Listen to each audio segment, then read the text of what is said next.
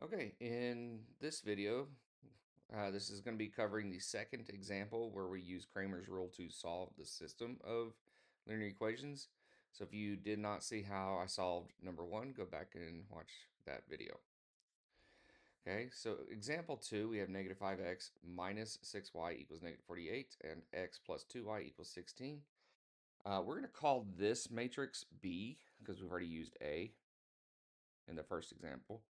So matrix B is negative 5, negative 6, negative 48.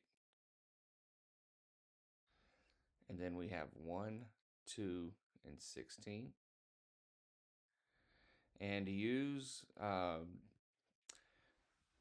Cramer's rule, what we're going to do is we're going to take the determinant of B, which is just the determinant of the coefficients. So we're going to focus only on the following parts of the matrix. We have the blue, which is our x component. We have the pink, which is our y component, and our green is going to be the constant component. So for the determinant of b, this is our determinant of the coefficients, which is in this case is the x's and the y's. So we're only going to focus on the x's and the y's, and that's going to tell us if we're going to have solutions or not. So I'll set this up. We're going to take the blue and the pink. So negative 5, negative 6, 1, 2. Okay, we're going to take the cross product of negative 5 times 2. We're going to subtract the cross product of 1 times negative 6. Okay, so in this piece here, we have um, negative 10 plus 6. So this is going to give us negative 4. Okay, since this is more than 0, or this is not 0, so we're going to have at least, we are not going to have at least, we are going to have one solution.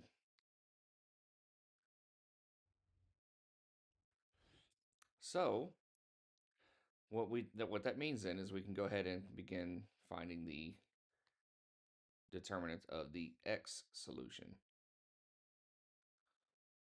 So for the determinant of the x, we're going to make a square matrix. We're going to take the constants and replace the x component, and then we're going to use the y component as well. So we're going to have negative 48 and 16 in the first column, negative 6 and 2 in the second column. We're going to multiply negative 48 and 2, and then we're going to subtract negative 6 and, or negative 6, take 16 and negative 6 here. Okay. This component is going to be negative 96, and we're going to be adding, let's see, 90, let's see, 6 and 3, so 96. Okay, and what this is going to give us is 0, which is perfectly acceptable when you get your x components. Okay, and then we're going to find the determinant of the y components. So we're going to make another square matrix. This time we're going to use the x component. So that goes in the first column. And we're going to use the constant component. So we're going to have negative 5, 1. We're going to have negative 48, 16. Okay, we're then going to multiply negative 5 and 16. We're going to subtract 1 times negative 48. So for this piece, it means that we are going to have negative 80 plus 48, which is going to give us negative 32.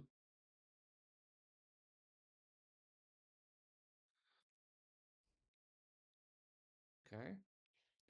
Now that we have our determinants of the coefficients, which is -4, and we also have the two determinants of x and y solutions, we're going to now solve. So x, so this is the solving step.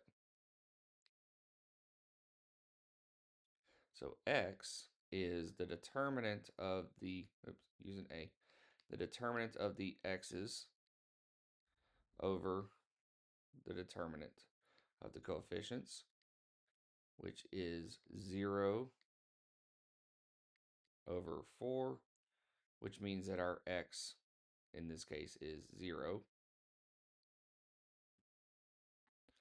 And then to solve for y, it's y equals the determinant of the y components over the determinants of the coefficients.